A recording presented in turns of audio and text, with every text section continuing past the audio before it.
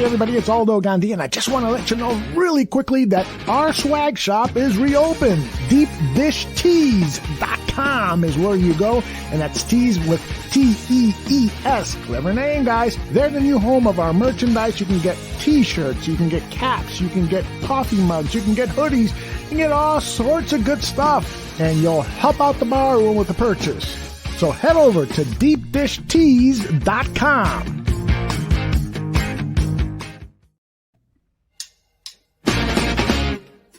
Hey everybody, it's Aldo Gandhi, and I just want to let you know really quickly that our swag shop is reopened. DeepDishTees.com is where you go, and that's tees with T-E-E-S. Clever name, guys. They're the new home of our merchandise. You can get t-shirts, you can get caps, you can get coffee mugs, you can get hoodies, you can get all sorts of good stuff, and you'll help out the bar room with the purchase.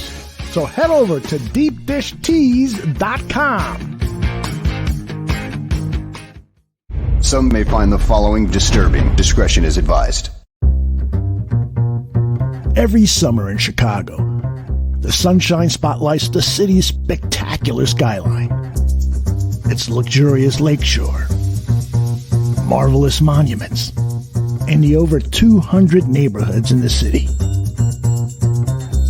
And it also brings to light two of the greatest sports franchises in the world. On the north side, it's the Cubs. On the south side, it's the White Sox. This is CrossTown CrossTalk.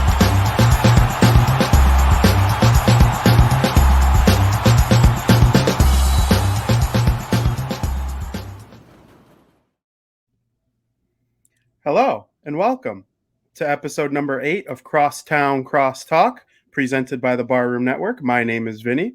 And I'm Joey. And Joe, happy Canada Day. Oh, happy Canada Day, eh? Hey. How about that? Yeah. What's your favorite part about Canada? Favorite part about Canada? They gave us this great game that we know and love called hockey.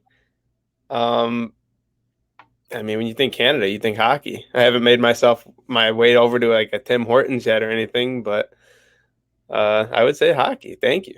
Yeah, I got a couple things Canada gave us that, I'm appreciative of. Of course, hockey. Hockey's great. We have a whole show every Wednesday, 2 p.m. Make sure you tune in. I really like just the Canadian culture. So like the way they do things in terms of like socializing and stuff. But they also have like a couple foods like all dressed chips. Those are delicious. Or flavored chips. Those are delicious. I'm not even a ketchup guy, but ketchup chips. Poutine is awesome. I haven't had like a good authentic poutine, but just that combo of like fries, cheese curds and gravy. Like that's a must. Yeah. It's incredible what they can look like too, because it's never the same. But even the stuff like Alberta and Edmonton and, the stuff that goes on in Ontario, the Maple Leafs, how much they love everything. It's a lot of fun. I'm a little distracted because Yoan Moncada is currently rolling around on the ground in pain. So that's not good. But really quick to wrap up Canada, we haven't gotten there yet, but Tim Hortons is pretty sweet. I've been to Tim Hortons, but in the United States. So I don't know. I really like Canada, and I'm happy that they get to celebrate today, and hopefully everyone there has a good time. It's normally the start of free agency in hockey, but we all know why it's not. Yeah, well, we did see a trade today. Yep, we did see a trade, but hopefully we get some more trades. We'll be talking about that every Wednesday, 2 p.m. on Absolutely. And speaking of Canada, a former MVP of the Toronto Blue Jays named Josh Donaldson has been in the news lately for being a complete and utter asshole. Here's why. Ripped to left field, hit well, and back and gone. Home run after that, and here, once again. He's a pest. That's kind of a classless move. If you're going to talk to my face. If we're going to talk about class, what side are you going to choose? Are you going to take the side of someone who's playing the game fair? Or are you going to take the side of somebody that was probably cheating before this happened? Fucking idiot.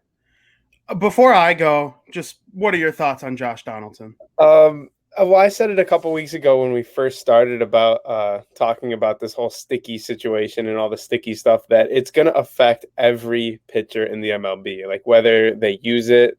The fact that the whole foreign substance thing in general, like every pitcher uses some sort of foreign substance. So, I mean, if he's going to say all these things about like Giolito spin rates, most likely he's talking about his own teammates. There's no way pitchers on the Twins aren't also being affected by this. And, you know, the comments to Giolito, and then it seems like it was pretty childish banter, but I mean, we'll get into what he did and how he's been doing since that. But what do you have to say about his comments? Josh Donaldson is the biggest fucking clown in Major League Baseball. I mean, are you fucking shitting me, dude? Do you know how much your pitchers hate you for saying all this shit? Kenta Maeda, okay, the starter for the Twins in that exact game against Giolito, his spin rate was down as well. He sucked. He sucked ass. You know, that guy's been using some shit for the last 7 years, helped him earn all that money. Kenta Maeda I'm talking about. And nothing against him. That's what all pitchers do. Josh Donaldson acting like his team is perfect and no one on the Twins does any of that. You're a moron, dude. You're calling out Giolito after you hit one home run off him in the first inning. Yeah, how'd the rest of the game go off for you? Oh, by the way, since Josh Donaldson did that, it's sticky stuff, they have currently given up 21 runs to the White Sox since he made that comment 3 days ago. He's just a complete and utter asshole. No one likes Josh Donaldson. Even Minnesota Twins fans, if you Google his name on Twins Twitter, nobody likes that guy. He sucks. They paid him a lot of money. He doesn't suck. He's a very good player, but they paid him all that money to come in and try and help them win. They haven't won shit. So, Josh Donaldson, you got nothing on Lucas Giolito. After you gave up that home run, he dominated you. He dominated your whole team. And like Lucas Giolito said, the L is next to your name and the W is next to his name. So I don't want to hear any more from Josh Donaldson on this. He comes up and doubles down yesterday, making fun of Ozzie Guillen and some of his political takes. Ozzie Guillen shoves it right back up his hoop. Just Josh Donaldson, shut up. No one wants to hear from you at all. You're in last place.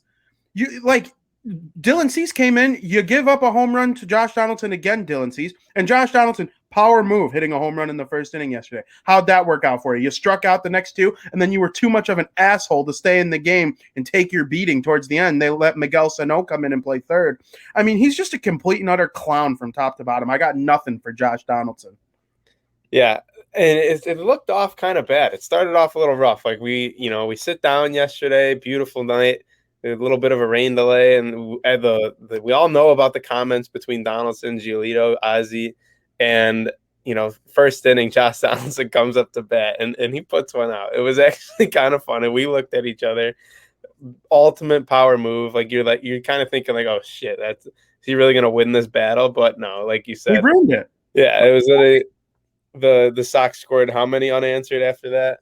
11? Yeah, they won the game 13-3. Yeah, so I mean, and he made his first inning home run less cool. He struck out looking, and then he struck out swinging, and then he left the game like a little coward. Yeah. He's a coward, because I'd like to see what would have happened if he took like a rib shot from Garrett Crochet or something, or Ruiz or one of the guys they put in later.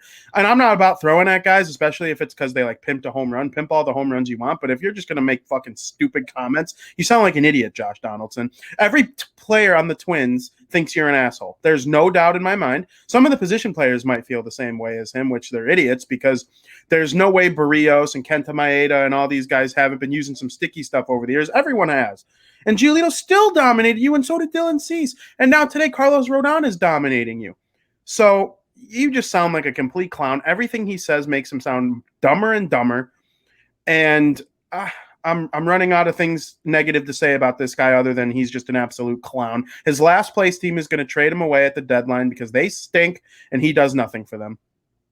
Exactly. And that's what I said, like to open up the conversation about him. Like he's saying all this shit about Giolito and the White Sox pitching. He's every single pitching rotation is using some kind of foreign substance. Not anymore, but they were. So you're pretty much. Yesterday was the highest offensive day of the Major League Baseball season. That's just a fact. Yeah. So it just goes to show, if you think Giolito's a cheater, you're an idiot. You know nothing. I'm talking to you. You know nothing about baseball. If you think Giolito was a cheater, get out of my face, Josh Donaldson. I'm glad to see you in last place. I'm glad to see that since you won the MVP, you basically have done nothing. So congratulations to you on your money. And it's just crazy. Yeah, I agree. I mean, do you want to get into the whole Twin series, or do you want to talk a little bit about the Mariners? Yeah, the Mariners was a tough series, but there was some circumstance there, in my opinion. They lost the first game outright. And then Lance Lynn was absolutely shoving. We were there on Saturday, and after the third inning, he was perfect. And then it got rained on. Yeah, it brought the rain. The next day, they played a doubleheader in that first game that would have been Lance Lynn. He would have probably finished off a very good performance, and they would have had a chance to win. I'm going to go as far to say as they would have won. And then in the Sunday game, they would have had Dallas Keuchel in that game, but instead they used them to finish off Lance Lynn's game, and they only won one of the two. So they kind of got screwed by circumstance there. It happens. I'm not making excuses or anything. You got to win the games that are in front of you, but I don't know. What are your thoughts on the Mariners? Yeah, I think it kind of the whole thing kind of got screwed with the whole rain situation. Friday's game was delayed. It went delay, right? I'm drawing a blank now. On Sunday? Friday. We actually escaped the rain on Friday, right? Yeah. There was a little bit of a delay though. Saturday's game, had the hours pushed back and then the delay, and then the fact that Keuchel then came in to, I guess, start the next, but it was technically a relief. I believe that was his first relief appearance in years. Yeah. I saw something like that. But yeah, the whole thing just kind of got messed up. And we had them. You had a 3-0 record. I had a 2-1 record. We could kind of put an asterisk next to that. They did finish 1-2. But yeah, I mean, I guess it could have been worse, but you definitely wanted it to go better. But I think the White Sox are still on the right track here. Yeah, and not a lot of people give the Mariners enough credit. They're in third place. A lot of people thought they'd be in last. They were white hot going into that series. Mm-hmm. They had won 9 of their last 11. They're just a good team. They're not world beaters or anything. They're probably not going to make the postseason. They might sell by the trade deadline, but the Mariners are no joke. And not only were they hot, this was coming off of the White Sox kind of struggling a little bit against the Astros in that, split 1-1 with Pittsburgh. Mm-hmm. And we talked with Mark Carman last week about how this upcoming few series is a chance for the White Sox to really, get back on their horse. And I guess you can say they're doing that. Just kind of started a little slow with Seattle. Yeah, I mean, it happens from time to time. Like we said, I don't know if I said it on this show or South Burbs Hitman, but the 2016 Cubs had a 5-15 stretch, and the 05 White Sox lost 7 in a row at one point. It happens. I mean, it's 162 games for a reason. Normally, the better teams end up prevailing, and you're seeing it right now when the White Sox play the Twins. Because I know the Twins, they kind of suck, but their lineup is awesome. They suck because their pitching stinks, and they don't have enough sticky stuff. Exactly, and this is probably where we both had them going 2-1 against the Twins. So you got a live score update? Yeah, it's 2-0 White Sox. They have the bases loaded with Gavin Sheets at the plate with 1 out. All right, so and what are we in the 4th inning? Bottom of the third. Bottom of third. So yeah, I mean, let's say they hang on, pull that one out, they go 3-0 against the Twins, a nice little series sweep there. Then we got the record right. We just had them losing an extra game against Minnesota and winning one of those ones against Seattle. So yeah, it was also supposed to be a 4-game series. Mondays was rained out and rescheduled for later in July. Mm-hmm. So it's a 4-game series later in July now. Mm-hmm. Yeah, because they were supposed to be off today, right? No, it was a 4-game series. Oh, are you sure? Positive. Monday's game was canceled until later in July. I want to say it's the 19th, but Gavin Sheets just hit a sacrifice fly. Jose Abreu scores. It's now 3-0. Positive about that because I have that it was a 3-game home series, and you predicted 2-1, and I predicted 2-1. You wrote it down wrong, man, because it was definitely supposed to be a 4-game series. I mean, I'll take your word for it. Either way, it doesn't matter. It's a 3-game series. We also might have just not considered this one because we knew it would be happening live, which is a possibility. So I don't know. The White Sox, they're really good. Yeah, yesterday was probably the most fun I've had at a sporting event in a long time. That was a blast. Yeah, we had a good time. Did some work at the game, got some videos, some some posts out. It's good to be there when they're good. Like I said, this fan base is a sleeping giant. They're currently awakening. It sucked against Houston and it sucked against the Mariners, but there was circumstance for both. Houston just outright beat them. Like they were just better for 4 games. And then Houston comes in and gets swept by Baltimore. They were swept by the Orioles, who stink, and the White Sox are about to play the Orioles in a couple weeks. And, we're supposed to be confident going into that series, but they just swept the Astros. So Major League Baseball teams have to play well against Major League Baseball teams. That is just an indisputable fact. Mm-hmm. And speaking of yesterday's game, we kind of gave our little pick the clicks going into it, amongst ourselves. And this was my guy right here, Yasmani Grandal.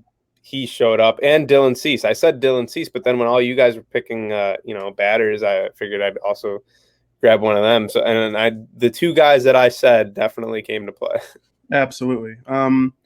It's hard to deny that Yasmani has been amazing in June. He's really turned it on in terms of his average. He's been a good on base and home run producer basically all season long, but people just like to look at his batting average.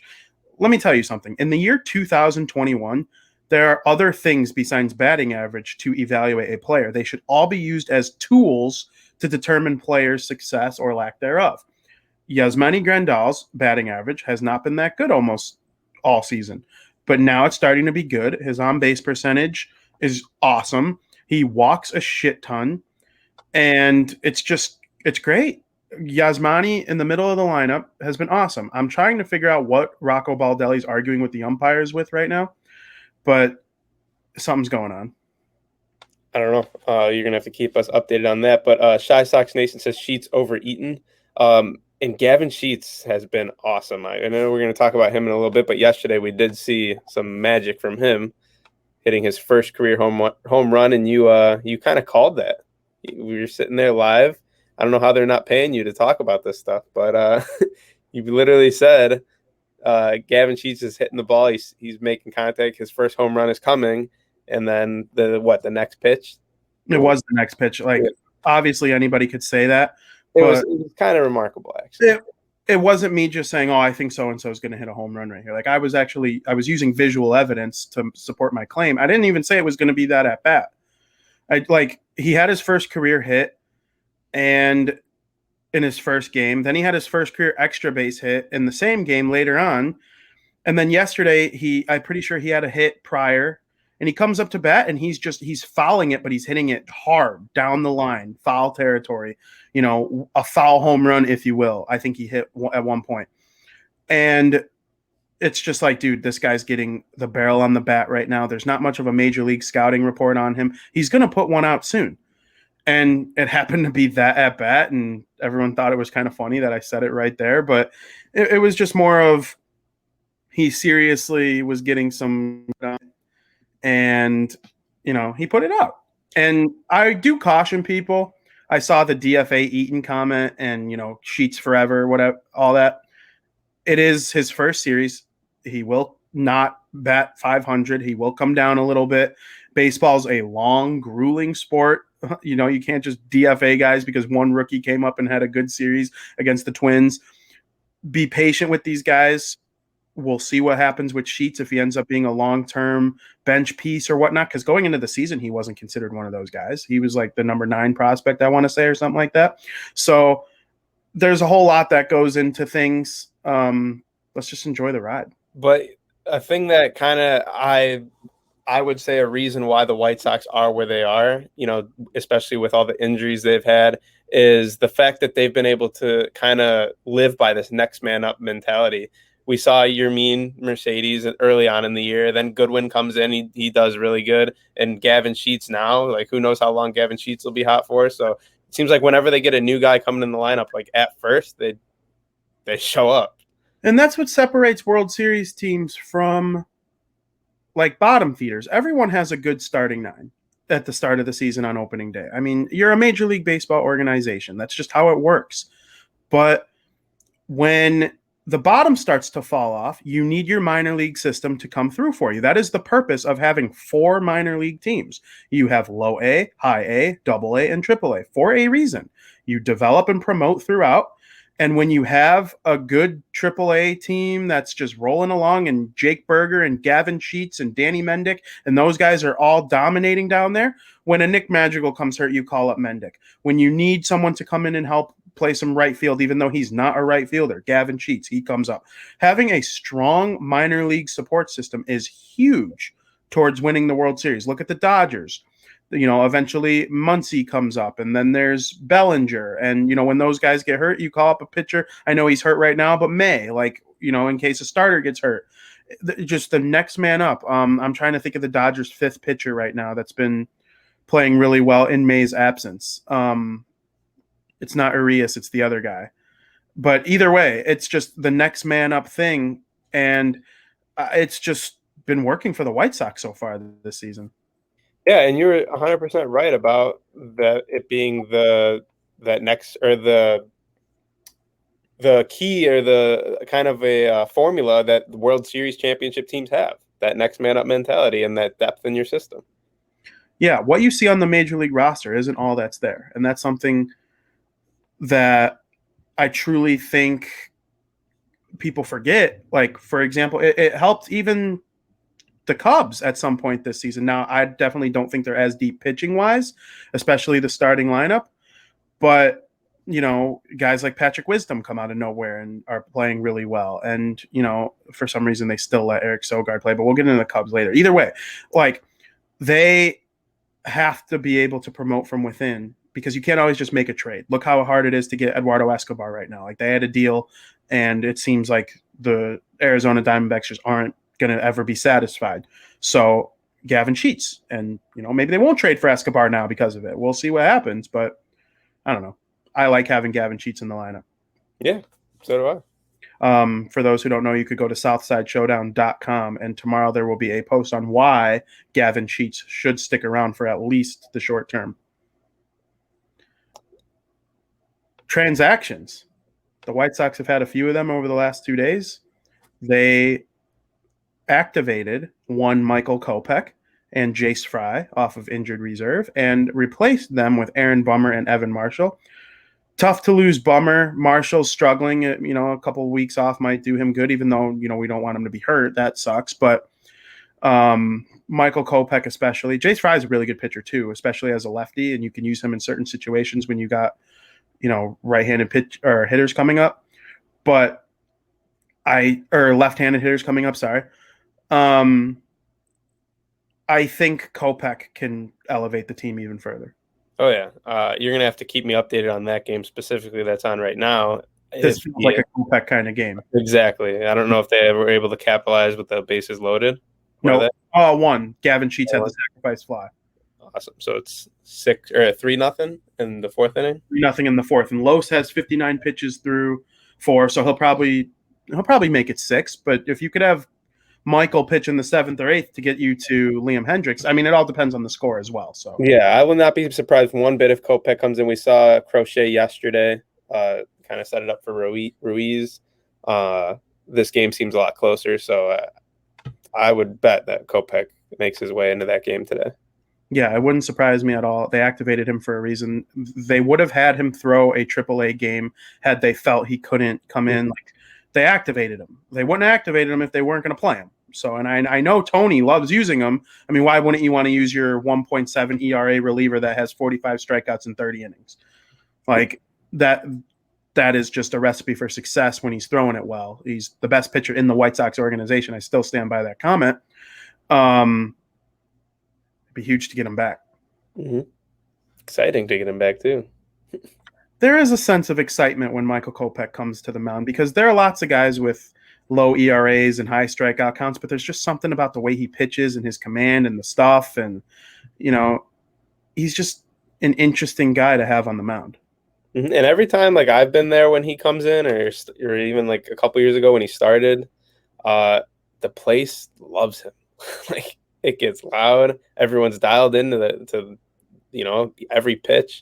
So we'll see if we get to see some of that today. Yeah, no doubt. That doubleheader that they'll play against the Twins later in July, it will be at home. I plan on attending both of those games because I do sort of believe that Michael Kopech will be starting one of them. And then, of course, you can't go wrong with any of the 5 normal starters. Mm-hmm. So if it's like a Lynn Kopech day, that'd be really cool. That would be. So we already talked about Gavin Sheets. We have updates on Eloy Jimenez and Luis Robert. Do you have those on hand, or would you like me to read them? Go ahead, read them. Eloy Jimenez on Instagram posted that he will be back soon, and that comes about 2 weeks after the most recent update that his baseball activity is now being resumed, and normally that takes about 4 to 6 weeks. So I think they're still targeting a early to mid-August return for Mr. Jimenez. And then the White Sox updated everyone that Luis Robert has just now started the same exact process.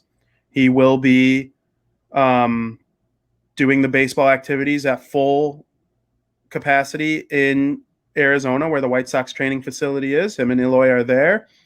And he's a little farther behind Eloy, which makes complete sense because the injury was about a month separated, maybe a little more. And I think getting Eloy back is the most important thing right now. That's a trade deadline acquisition of a guy who can just mash baseballs. And I think his power is a little more apparent at this point in his career than Robert, even though Robert might be the better overall hitter. I totally think there's no reason he can't just come in the lineup and dominate right away. Yeah, I'm wondering if it's going to line up, and even if Eloy's a little bit ahead of Robert, I'm wondering if they just come in at the exact same time. Like, why not? Because you need whoever's healthy first to Yeah, come in. but I feel like it's kind of lining up that way. That okay, if Eloy waits like a week just so they both come back into the lineup at the same time, like why not? I kind of would like that better. I think it might take the pressure off one of them. I think they need Eloy bad. It's situational. It depends. If they're rolling like they have been this past weekend, then yeah, it's a tough week. It feels like the weekend, but you got to, if he's ready for the Cubs series, you got to bring him back. They have 2 early August and mid August. That's just how I look at it. And I have an update. Thank you to my dear friend Joe Mandel for letting me know. Moncada's out, and Andrew Vaughn is in to play third base. So I don't know. He stayed in and scored the run on the Yasmani Grandal RBI base hit, and then they took him out. So maybe it's like a precautionary thing. I'm obviously assuming it's nothing that'll keep him out like super long, but I hope that is not what they need. No, not at all. But like we said, next man up. Yeah, I mean, Gavin Sheets has been great. Andrew Vaughn will play some fine third base, I'm assuming. Has Vaughn played any third? I don't believe so. He's a first baseman who's played first like twice. I know Yasmani's playing first right now. Collins is catching and Abreu's DHing. They're putting in the chat about Berger. If Berger came up to replace, let's say Moncada is hurt and he has a stint, which I don't think is going to happen. He wouldn't have stayed in the game. That's just kind of based on my experience. Berger would be fine. I think they're purposely leaving him down. He is playing in the I forget what they call it. It's like the thing around the All-Star break where like the Prospects Challenge. It's like a prospect game. He's playing in that along with Yoelqui Cespedes. They're the 2 White Sox representatives in that. So we'll see what happens there. Yeah. I don't know much about Jake Berger, but I've been loving seeing these new guys come in and just hit bombs. So. Berger's a Joey kind of guy. High home run rate, mediocre average, lots of power, kind of a beefy, stocky dude, no pun intended with the name. Yeah, I feel like you said go ahead. Berger's a Joey guy because his name's Berger. I see what you did there. That's actually not why, but if the shoe fits. He had 2 major Achilles injuries after being drafted very high by the White Sox. Mm-hmm. He was the draft pick in the first year of the rebuild, but it wasn't that high of a pick because they were like a very mediocre team in 2016. So it was the year that they traded Sale and, all that. I like Jake Berger. If there's another injury, I could see him being the next man up, but you never know. Yeah, it's called the Futures game as well. Yeah. The South Burb Hitman said in the chat, and I'm seeing it right now that he and Cespedes are playing in it. You're right. Tigers and Twins again after this game. They're headed to Detroit, followed by a trip to Minnesota. You want to talk about that? Yeah, both are away, both 3-game series. The Tigers, I feel like the Tigers are kind of sneaky good against good teams. Yep, they just beat the Indians twice yesterday. Really helped the Red Sox. So, I mean, they're one of those teams where if you go into that series thinking like you're just going to win, you're probably going to get slapped in the face because, I mean, I know the Yankees kind of suck now, but I would say that's kind of where it all started going downhill for the New York Yankees is going into that series in Detroit, and they got, shellacked. It was not long after the White Sox series. Mm-hmm. They were swept. Yeah. So I would say, I mean, the White Sox are a better team. They should win the series, but you got to show up and you got to, play your game. So yeah, I haven't looked at the pitching matchups or anything like that yet, but if they face Casey Mize, that's going to be interesting because he's really developing into that is they are paying Casey Mize. Lance Lynn will face him on Friday. So it's an interesting matchup because Lynn is so great too, but Mize was the number one prospect in all of baseball for a reason. And the White Sox have kind of owned him so far in his career, but that was because he was a young, upcoming, like it'd be like someone bragging about owning Dylan Cease early on. So can't wait to see the White Sox go up against Mize. You got to beat these great pitchers in the league to be a good team. So, and then Saturday's game, you got Dallas Keuchel versus Skubal. And Sunday's game is Lucas Giolito, and then it is yet to be announced for the Tigers. Okay. So, Lynn, Keuchel, and Gio. I like this. I like this matchup for the weekend because the Sox are feeling it. Their bats are going. I'm going to say that they come out of this Tiger series with a 2-1 victory. I agree. I will go with that as well, especially if they hang on to this lead against the Twins. You don't win every game in Major League Baseball. That's just a fact. So I'm actually if they can go into that Twin series after sweeping the Twins and the Tigers, that would be sick. Yeah. So I'm actually reserving the right to change my thoughts on this. I know we're not going to have a show in between. If they win Friday, then I think they have a chance to sweep the series. Casey Mize is throwing the ball really well lately. Yeah, and the Tigers they're kind of hot. They're 7-3 in their last 10. They've won the past 2.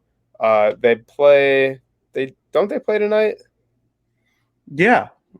Who do they got? They're still continuing against I'm getting told that they like my hat, the South Burb Hitman. Yeah.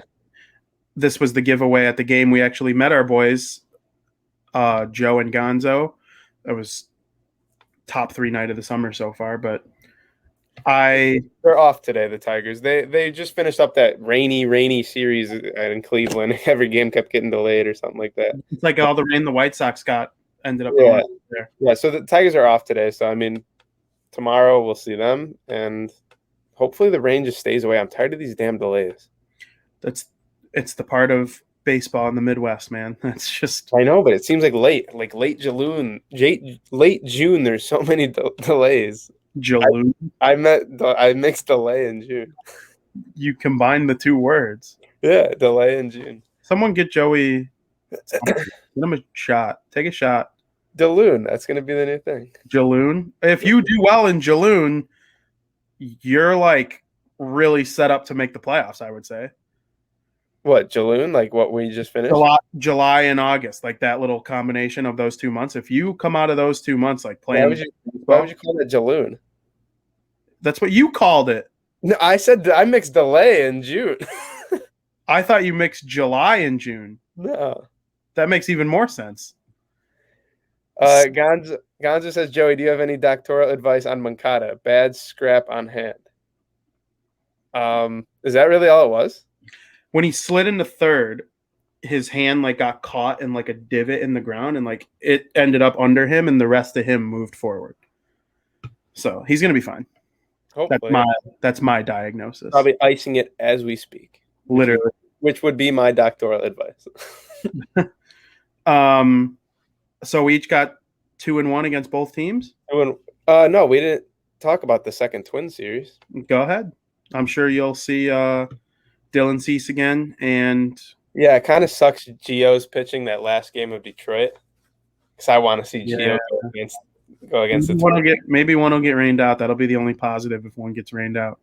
But we might get Lance Lynn toward the end of that series again because he's going tomorrow. So, Cease definitely will pitch. Yeah, I feel like it's too easy to say 2-1. Yeah. So the Twins fucking suck. I'm saying 3-0 again. All right. What do you think? If the White Sox win this game, they will move their record to 8-1 against the Twins this season, after finishing with their faces in their ass for 10 straight years. So I'm cool with it. Yeah. So what are you thinking? 3-0? Go 2-1 on both. 2-1, you coward. Yeah. Coward or smart, depending on how you look at it. Yeah, I know. I'm just messing with you. But yeah, what else you got on the White Sox? I want everyone to know that the voting ended. I had written down to vote for Moncada, Abreu, and Yasmani Grandal. And I also have the same thing for the Cubs when we talk about them. The voting actually ended. So hopefully our guys, even if they don't get in as starters, we'd like to see them make the all-star team. If those three can move in and be just all-stars in general, along with some pitchers that maybe make it, I have a strong feeling that Liam Hendricks will be there. And I also have a feeling that one of Lynn or Rodon, if not both, make it. So the White Sox could be pushing 5 or 6 all-stars into the American League lineup, which would be really, really cool. Yeah. And I loved the partnership online with the Dodgers. Because like my favorite NL team and my favorite AL team partnering up, like that was sick. Yeah, that is pretty cool. I like the Dodgers too. It was weird. The 2 Missouri teams joined forces, and everyone in the comments was like, no, the Royals fans were like, no, we don't cheer for shit, Lewis, and stuff like that. I'm like, dude, it's not anything like the Cubs and the White Sox or the Mets and the Yankees. At least it doesn't seem like from the outside. Mm-hmm. Yeah, no, I've never even really thought about that as a huge deal. Granted, I got my exactly, but I think there's probably some St. Louis envy going on in Kansas City. So Southburg Pittman want to know if we talked about Trevor Bauer. We have not. We did not talk about Trevor Bauer, and I'm not ready to, just because I'm not ready to. There's no facts yet, is there? There's some facts. There's some facts. I don't know the whole story yet. Definitely some more studying needs to be done on both of our parts before we get into that. Because yesterday we went into what's been going on with the Chicago Blackhawks and everything going on negatively there. So I don't think anybody should be making conversation when they don't know what they're talking about. And me and Joey studied hard for that whole Blackhawks thing, and to make sure we said the right thing and we're informed, and we're not going to get into Trevor Bauer just yet. Yeah, and you could totally tell when you're watching a game and trying to talk at the same time. There was a play at the plate. Yeah, I'm sure. Gonzo wants us to chug if they sweep. I don't know if that means if they sweep currently or if the one that I predicted a sweep next weekend. We'll go with the next weekend one if they sweep, because I don't feel like doing it right now. But yeah, we'll film that. Yeah, we'll have a beer ready to go. Series, if they sweep Tigers or the upcoming Twin series. Yeah, that's fair. And I agree with the Southburg Pittman. He's so good for baseball, man. I hope that everything gets reviewed before anyone is guilty or not. I could not agree more. We love Trevor Bauer as a person from what we see. That's what I'll say. Yeah, if we have to turn on Trevor Bauer, we will. that's just a fact. It's sad that this is going on. I hope everything. I'm not even going to say what I hope. Let's just. Regardless of our favorite players, our least favorite players, the number one priority in sports should be being a good human. Yeah, absolutely. So, speaking of good humans, you want to talk about the Milwaukee Brewers? Yeah, they're a fun team. Half of our audience won't agree. Are the Chicago Cubs done? Done. Now, done. When you mean hashtag done, do you mean like hashtag done? Like, we suck. It's time to start selling. We have Tony Rizzo, Javier Baez, what's his name? Chris Bryant, all on expiring contracts. Wilson Contreras only has 1 year left. Craig Kimbrell's a trade candidate. Jock Peterson's a trade candidate. You already let Kyle Schwarber and John Lester go in free agency. What are the Cubs? It is so tough. It's hard if you're a Cub fan. It's hard to say, yeah, let's sell these guys. But I mean, if you're just looking at it from an unbiased point of view, you know that you're not going to win the World Series this year. You got to do something. I feel like you have to, right? Yeah, I would sell. It's time for them to. It's over. This is the last dance, except they're not going to dance. Yeah, and the National League is so good. The Brewers just swept them, and you're seeing meltdowns like this. Yeah, yesterday the Cubs went up 7-0, as you see on the screen. The Brewers climbed all the way back to take the lead and then ended up winning the game 15-7. It wasn't even really close. After the first inning, the Cubs didn't look like they had any chance to lose, and they didn't score another run the rest of the game, and the pitching was awful. So it's just hard to consider them a contender at any point. And I'm sorry. I don't think there's a real future for that franchise right now. Yeah, the only thing that I guess you can kind of fall back on is they are a little hurt, right? They're dealing with some injuries right now. Yeah, let me say something about that. Anthony Rizzo is often out with his back injury. He needs to get that straightened out. I don't know how you do that, but it's just been a lingering issue for years now.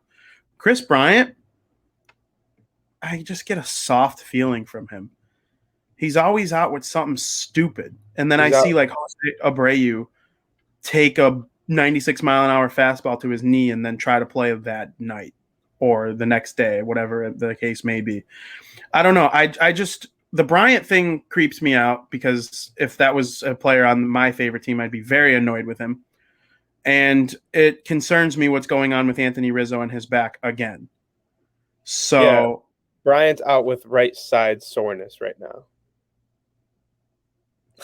Yeah. Mm-hmm. Right side soreness. You're the guy who wants $1 million on a team that is trying so hard, tooth and nail, to compete in their division right now, and you're out with right side soreness. Soreness, the god of thunder. Yeah, he wishes he had some soreness going on. But Anthony Rizzo, I agree with what you said. It's a little scary with his. It's been an issue for a while now. I'm not a doctor, but you got to do something about it. And I was saying earlier that I wish I had a Brewers hat because I do like the Brewers. I'm not just saying that, but I threw on my Cardinals hat because I got this at Busch Stadium and I like the Cardinals too. But Anthony Rizzo's lower back. He said he was on the radio on ESPN 1000 with David Kaplan. I know you listened to the whole thing by now. I only heard a glimpse of it on my way.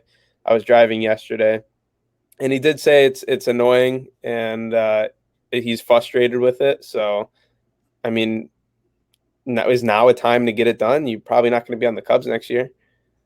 So, yeah, I don't know what to say about Rizzo's injury. It's the right side soreness thing for Bryant, where I'm like, you're trying to get paid, like your team is clawing tooth and nail to be a playoff team, and you're out with right side. Imagine if Jose Abreu was out with right side. I can't even say it. It's so stupid. I don't know. And some of the lineup construction that they have, I'm confused. The Cubs are a confusing team.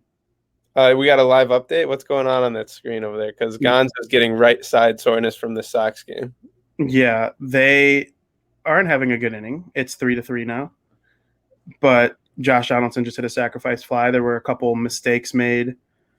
Rodon doesn't know how to tag anyone out at home plate. He just let him slide right through the tag. So we'll see what happens here. I'm not too worried about it. But well, back to the initial question, are the Cubs done? I'm going to say, when you're hot, you're hot. And when you're hot, you're eventually going to cool down. And that's exactly what they were. They were red hot. And I think the Brewers are kind of like red hot right now. Mm-hmm. I don't think it's impossible for the Cubs to, make up these 6 games. It's a long baseball season. It's very hard, though. It is very hard, but it's possible. But they also then have to make sure that they are able to get hot. They need to make sure they don't get hot.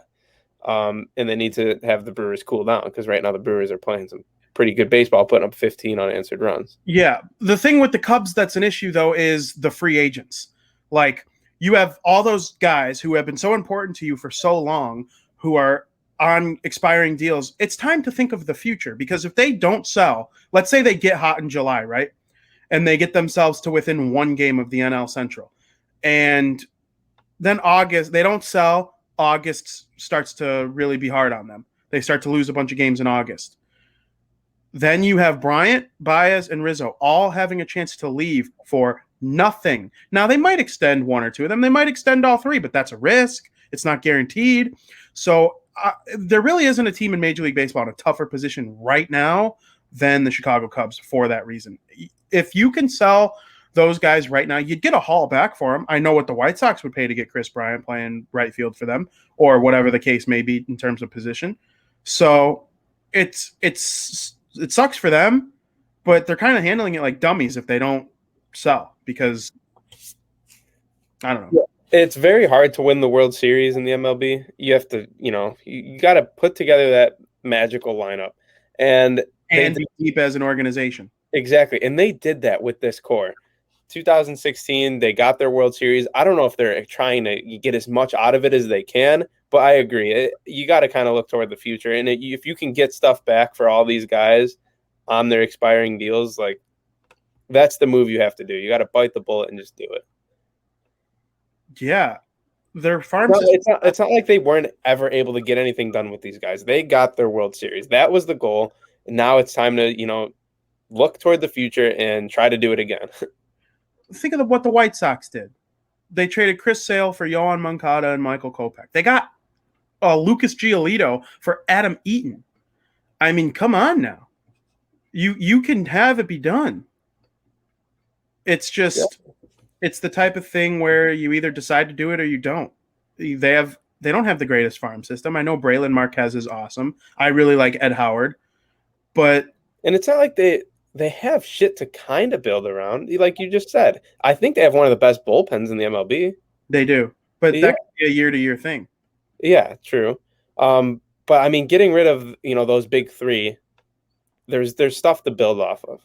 Yeah. And if they hit on Ed Howard or Braylon Marquez or any other top prospects that are pretty good, along with bringing in other ones, they can kind of redo it all. They're probably going to re-sign Wilson Contreras. I would. Because he's a 29-year-old elite catcher, and you know what it's like as a White Sox fan to get elite offensive production from the catcher. Both teams in town have that right now. And it's insane to even think about them not doing what they have to do to build for the future. And watching those games this year and thinking that they have a chance in the long term with that core. It hasn't worked in 3 years. They can't hit. Their starting pitching is awful outside of Kyle Hendricks. I had a tweet yesterday that got over 400 likes about how Dallas Keuchel is the White Sox highest ERA guy right now, and he would be leading the Cubs. So it's kind of an incredible stat. Yeah. What? I think you said it a little bit. Like Dallas Keuchel has the highest ERA for the Sox, and it would be the lowest on the Cubs. Yes. Yeah. He would be the Cubs' best pitcher so far this season. So it's not working. It's time for them to give up. They can only ride Patrick Wisdom for so long because as the White Sox are experiencing with Yermin Mercedes, it's always nice when you get that guy who's unexpectedly elite until they're no longer elite. So, one, I guess I'll play devil's advocate to that little stat is the Cubs have to face teams like, the Dodgers, the Padres, the Giants have been really good. They got to play those teams a little more. So, I mean, you don't know that Keuchel would necessarily have the ERA he has right now if he was on the Cubs. The White Sox have played the Astros, the Rays. Yeah, those teams are. I'd say the Astros is a better example. Hey, there you go. I'm not very good at lining it up, though. I don't know my lefts from my rights. It's hard on camera. I did the same thing. It's going to be screenshot and sent to me, so that's kind of funny. Yeah. The White Sox played elite teams too. The Cleveland Indians play them well. The I'm not saying they don't play elite team in the league. The Houston Astros are awesome. The Tampa Bay Rays, they made their awesome starting lineup basically get no hits. So okay, I'm just saying you look at the run differential in each side. So a team with 80+ run differential, you got the Padres, the Giants, and the Dodgers all up there in the NL. And then over in the AL, it's just the Astros and the White Sox, obviously, but I'm not talking about the White Sox. Yeah. So I mean, Keuchel would be facing, the three-headed monster in the NL West. No, I understand his ERA might be a little higher if he was on the Cubs. I get what you're saying. I'm just saying it's a testament to how bad the Cubs rotation has been that the worst guy on the White Sox could be their best guy. Yeah. Which, speaking of the Dodgers, we actually never talked about that series with the Cubs-Dodgers. The combined hitter? What do you got on that? Hitter. The combined no-hitters are fake. Yeah, I don't know. There's a lot of mixed. Great accomplishment, but it doesn't give you the same feeling as when one guy does it. Yeah. I'm on the boat, and if you disagree, I'm open to hearing it. I'm on the boat where, like, if it's a combined, when I see a combined no-hitter, like, I'll get a notification, a combined no-hitter through 8 innings. I don't really give a fuck. I don't go turn it on. I don't care. And that's exactly how I felt with that Cubs game. So I might be in the minority. A lot of people do care, but I don't know.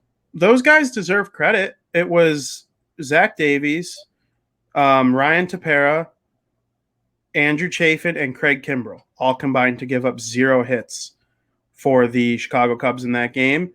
And apparently Tepera, Chafin, and Kimbrell did not know it was happening, which is really interesting. A lot of people don't believe it. I'm like, why would they lie about that? You can't see the column from the bullpen. Like what? Like there's multiple reports that Chafin was talking to the trainers, and he's like, why are they flashing no hitter stats on the screen? And they're like, dude, are you serious? And then you could see when Craig Kimbrell gets the final out, he's like, why is that? Look, he doesn't even celebrate. Hey, why are you going bananas right now? Hey, I barely care about this win. Wait, what happened? I mean, it's so obvious that he had absolutely no clue what was going on. And then you see, he's like, what? Seriously? So anybody who tries to tell me that they don't believe that they're just mad at life. Yeah, I mean, there's literally no reason, like you said, there's no reason to lie about it. Like, who gives a shit? Like, yeah, there's no reason to lie. Going into that series, I got it right. You said 2-2 against the Dodgers. I said 1-3. And then after that combined no-hitter, that 4-0 win against the Dodgers, the Dodgers, they needed a series here. They were coming off a struggling series. And I was a little nervous. I was like, oh, shit. I said that, it'd be 1-3, and here the Cubs would win game 1, and then the Dodgers win the next 3, so I was right. Yeah, it's more proof the last thing you should do in baseball is overreact. Exactly. Like, anything can happen at any given night. Normally the better teams prevailed, and the Dodgers were the better team. Since then, I think the Dodgers have won 5 straight. Yeah, so that makes sense. They're coming up to play the Reds and the Phillies. What do you got on that? Yeah, and then we already kind of recapped the Brewers series. The Brewers series. They owned them. I mean, that's it. They owned them. The Reds, I would say this is kind of I haven't watched too many Reds games, but if you're the Cubs, you kind of look at this as an opportunity to hopefully get healthy and put some wins together, because you can't let any more losses in a row pile up here. and the Reds aren't that great. They're hot though. I wouldn't be excited to play the Reds if I were the Cubs. They've lost 2 in a row, but they're a middling 500 team. It's like playing the Cardinals. I think the Cardinals are a little better than the Reds. Come on. They have 1 more win. Yeah, I'm just saying. I think they're better. I don't care how many wins they got. I understand what you're saying. But yeah, let's look at the pitching matchup. We got. They don't play tonight, do they? I don't believe so. Nope, they're off tonight. Pitching wise, we got Mills versus Gray tomorrow. Yep, Sonny Gray, who's kind of struggling this year. And then Saturday it is Alzolay and Maho. Male. I don't know how to say that. You said Alzolay, right? Oh yeah, I've been practicing that. It's after Molly. It's Molly. I believe so. Joey's not a big names guy. I'm not a names guy. And then Sunday you got Kyle Hendricks versus Miley. That's a game. That's the game of the week. Yeah. Is that like how many weeks in a row? That's not the game of the week, is it? No, I'm saying like it's the Cubs game of the week, like the premier pitching matchup that. I was gonna. Someone wants to know. Chubbs wants to know. Fuck, are you wearing a Cardinals hat? Yeah. Yes. From Busch Stadium itself.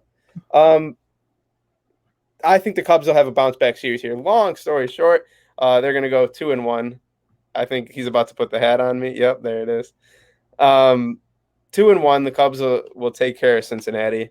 They'll probably lose tomorrow though, so it'll be 4 straight. So that'll be kind of funny.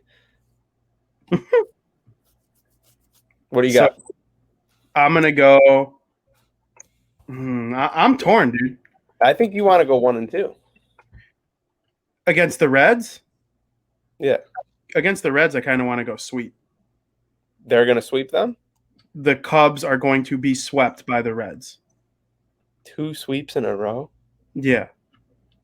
0 bounce back. Yeah, no. And then the Phillies 2-2. It is 4 against the Phillies, right? 4 at home against the Phillies. Yeah, the Cincinnati series is on the road. I have that. If Bryce Harper doesn't go off or JT Real Muto, it's hard for the Phillies to get anything going. So, I'm going to do that. Cubs are winning out to the All-Star break. Yeah, good luck with that, Chubb. I don't know. They might trade a superstar by the All-Star break. You're going 2-2 against the Phillies. I'm going to say that they go. The 4-game series are hard. It is hard with a 4-gamer because to win the series, you have to win 3. So he said, "I can dream." You're allowed to dream on this show. Me and Joey just give our facts and opinions. You're allowed to dream. Santiago says if the Reds sweep the Cubs, they better sell everything.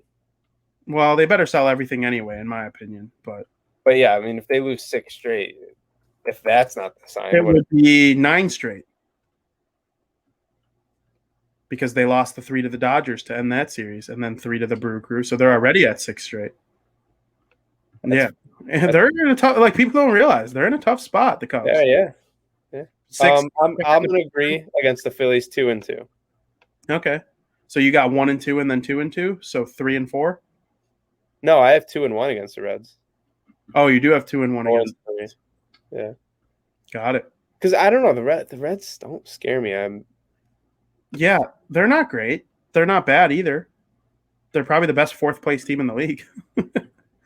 The Yankees. The Yankees suck. Well, that's what we were going to get to in our next segment. So you got anything left on the Cubs before we head on over to that? It's a great segment. Yeah, I'm actually excited for that Sunday game.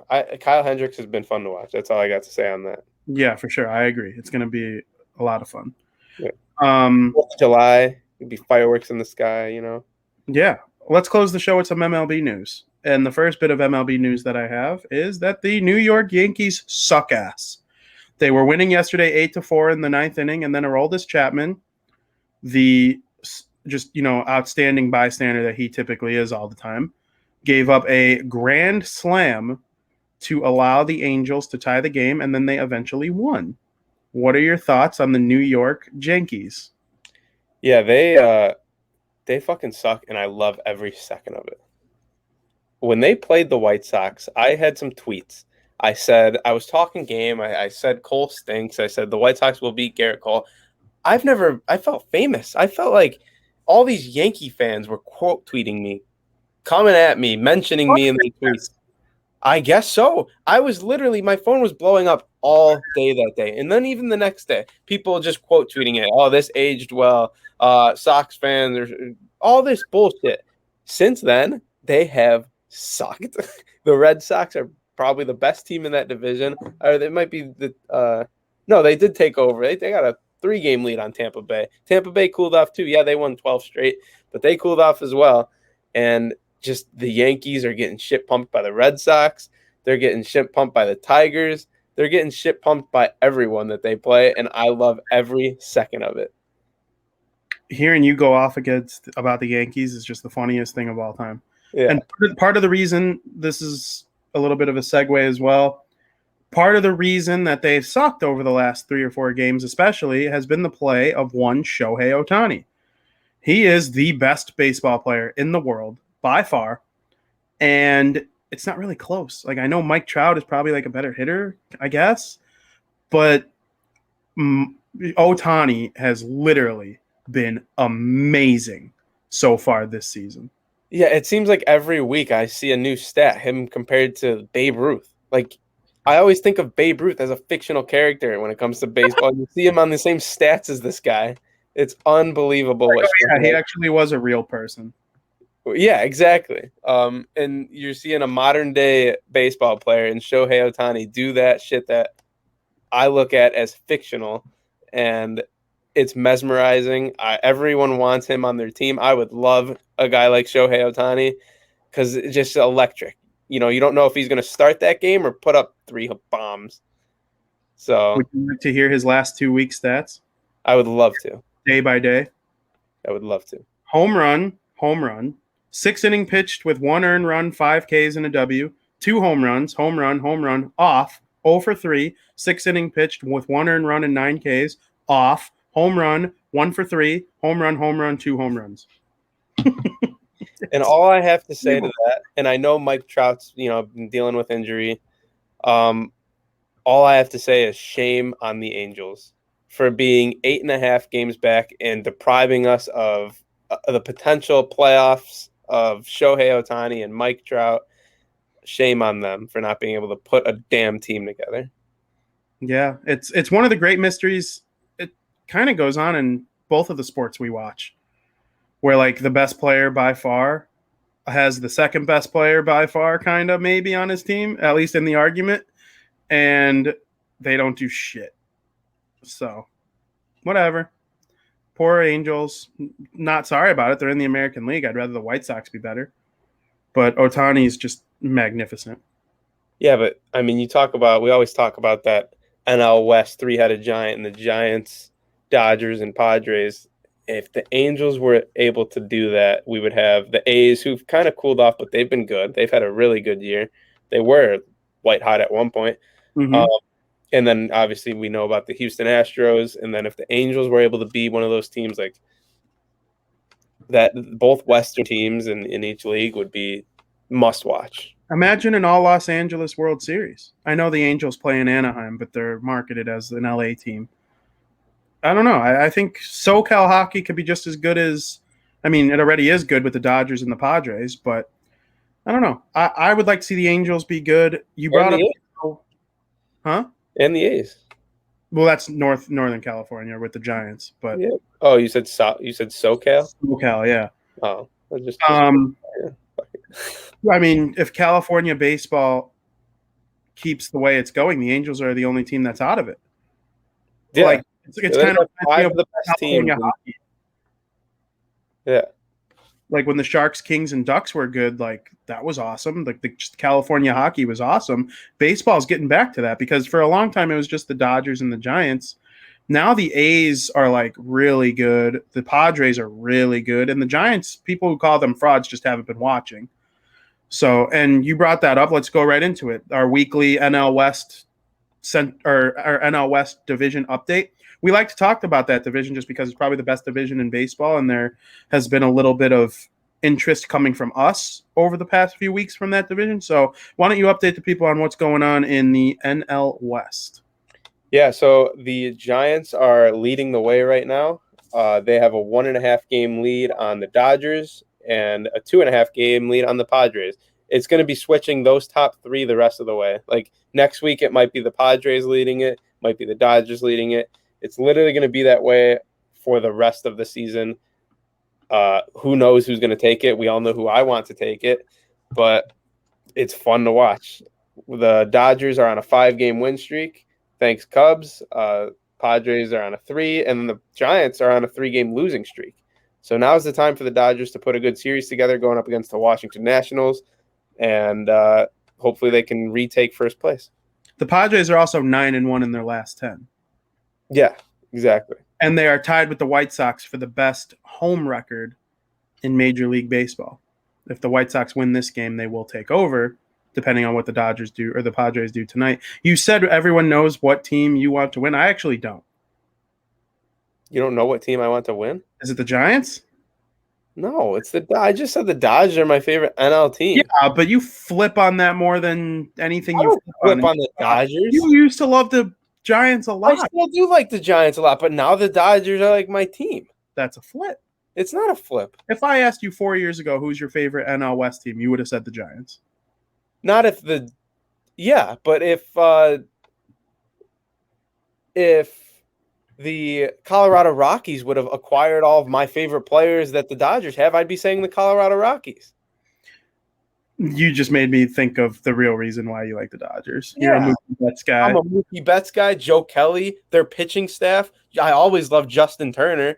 I felt bad for that guy when he, losing to the Cubs and then the cheaters, and then I didn't feel bad when he lost to the Red Sox, but you get it. Yeah, I get what you're saying. Los Angeles Dodgers. I'll throw my jersey on right now. You won't. Michael Kopech is currently warming up in the bullpen in a tied at 4 baseball game. I said about an hour ago, Michael Kopech will make his way into that game. Yeah, he's probably going to pitch next inning in the 6th. He'll probably go 6th and 7th, maybe even 8th. One more thing I wanted to talk about. I'm purposely saying this to make our friend new to the chat, I believe, Chubbs82. I'm trying to make him happy by bringing up Kyle Schwarber, who has just been absolutely fantastic over the last 3 weeks or so. He's breaking all sorts of MLB records in terms of home runs per games played. Ever since they switched him to leadoff, he turned into Babe Ruth. Your thoughts on Schwarbo? Yeah, he just keeps hitting bombs is what he does. And it was kind of funny in the post-game press. He was telling the media, he's like, we're a good team. We're a good team. And, they're not that bad. So we'll see what happens with them. Kyle Schwarber has almost single-handedly put them back into contention in the NL East. And it's kind of a weak sauce division. They're right there with the Braves and the Mets. I'm not high on the Phillies at all. I think they kind of stink. But I don't know. I like the way Kyle Schwarber's been playing.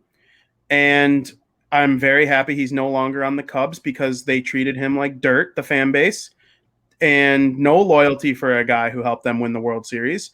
And I hope every single one of them is happy that they let him go because that was a terrible move. Jock Peterson is pretty good, but he's not Kyle Schwarber. And who knows? Maybe the Nationals will go on another little run here. They did in 2019. I'm not saying they're going to win the World Series, but they started off 2019 horribly and ended up coming all the way back and winning the World Series. So credit to the Nets. Chubbs is blaming it on the candy that Chris Bryant gave him. Maybe that's what started up. But I just said the Dodgers are starting a series with the Washington Nationals, so I'm sure I'll be seeing a decent amount of him. Hopefully, he cools down now because the Dodgers need these wins. So, yeah, I like Washington. They're kind of a fun team to root for, and I like seeing Schwarber shove it up their hoop. So yeah, I don't hate Washington at all. It's fun rooting for Schwarber too. Yeah, so I've actually liked Washington. They really have never, given me a hard time. I liked Bryce Harper a lot on Washington. Mm-hmm. And then I was happy for them when they won it, when they got rid of him. But yeah, they let him go. yeah, win the World Series. It's kind of Bryce Harper's a great player. Don't get me wrong; he's a stud, right? He's good for the game. He's kind of a face of baseball kind of guy. He was never Washington's best player, even when he was on Washington, because Anthony Rendon, before he ended up with the Angels, which is just another guy that they're wasting. He was probably their best player for a while there, and I know analytical people love Kyle Schwarber, and for that reason I love him too, because I'm like on the fence of the analytics world. But did I say Schwarber? I meant Harper if I said Schwarber. Either way, it's interesting to see what Kyle's done over the last couple weeks as a leadoff hitter, because you don't look at him and study his career and he doesn't scream leadoff hitter to me, does he to you? Mm-mm. Absolutely not. But, I mean, he's been dominant. It's like me. He's like me.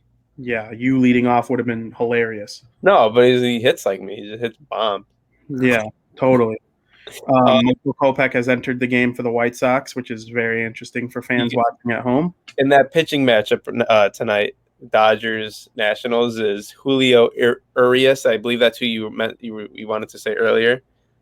No, I was thinking of Gonsolin. And then Scherzer. So. Oh yeah, that's a good one. That's definitely a really good pitching matchup there.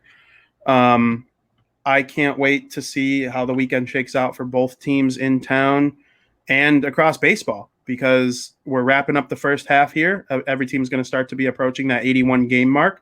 And then the All-Stars lineups and rosters are going to start to be announced here soon. The voting ended today. So hopefully for the Cubs fans' sakes, they get to see Bryant, Rizzo, Baez, Peterson, Contreras have a chance at least being a starter. I'm sure 2 or 3 of those guys will make it outright, whether they're a starter or not. And then for the White Sox, it's Moncada, Abreu, and Grandal. I don't really see any Cubs pitcher making it except Craig Kimbrell. I was just going to say he is the sure shot, number one closer. And I think Hendricks might be for the White Sox, for the American League. So because Chapman was on track. Definitely not Aroldis. Chapman just kind of shit the bed the last couple of weeks. So I don't know. Carlos Rodon, a little tougher second half of the game today, but he has a chance at the All-Star game, I would say. I would say Lance Lynn over him. I mean, you can only pick so many people, but I'd go Lance Lynn. Yeah, and so Chubb's calling us jealous of the Cubs. I am not even slightly jealous of the 6th game out of first place. No fun to watch. Bad offense, blow 7-0 lead Cubs even slightly. So I'm enjoying my team being in first place and going to guaranteed rate field and having a good old time with my pals. Don't you think? Absolutely. So I hope everybody enjoyed the show. Is there anything we left off in the MLB? Big news wise, not really. At least not anything that we feel comfortable talking about yet. But yeah. Yeah, no, that especially. I'm sure we're going to study that and have plenty to say on that next week. More facts on it. Yeah, absolutely. Because me and Joey, we're not in the business of talking about things that we don't know too much about. And based on my job and what I do, I don't want to talk out of line at all on either side, because I'm sensitive towards the accused and the accusees or whatever. More towards the accusees based on whatever it may be, depending on the situation. Go back and listen to Bar Down Blackhawk talk from yesterday, and you'll hear, our conversation that was very hard about the Chicago Blackhawks and all that. I strongly encourage people to listen to South Burb's Hitman every Monday night at 7:45. Check us on Bar Down Blackhawk Talk every Wednesday at 2 p.m. And, of course, this show every Thursday at 2 p.m. I'm enjoying it, man. Yeah, Chubbs wants me to burn the fucking Cardinals hat. Chubbs, it's been a pleasure having you in chat. We hope to see you more. I'm sure you're about to get a hat thrown on me. Nope, maybe not. Also, anyone who's still in the chat or listening via Apple Podcasts or Spotify, one of my favorite holidays is coming up, 4th of July. Make sure you have a fun and safe 4th of July weekend. Absolutely. Nothing's better than celebrating the good old US of A. It's been a tough time around these parts over the last 16 months. So make sure you get after it this weekend. Be safe. Watch lots of baseball, because there's going to be some good stuff this weekend. Good 4th of July stuff. And if you can make it out to a game on Sunday, if you got nothing planned, those 4th of July hats are awesome. I don't know if you have yours handy. Is that what you're grabbing? Yep, those 4th of July hats in the MLB. I think they did a very good job with those. So go America and go baseball. And we would also like to thank all those men and women in uniform who served the country. We can't thank you enough for allowing us to enjoy 4th of July and watch baseball. Make sure you watch the Cubs and the White Sox this weekend. If you enjoyed this show, make sure you're following the Barroom Network on Twitter. He's at Joey Parisi. I'm at Vinnie Parisi. We enjoy every bit of it. And over the weekend, let's go White Sox. Have a great day.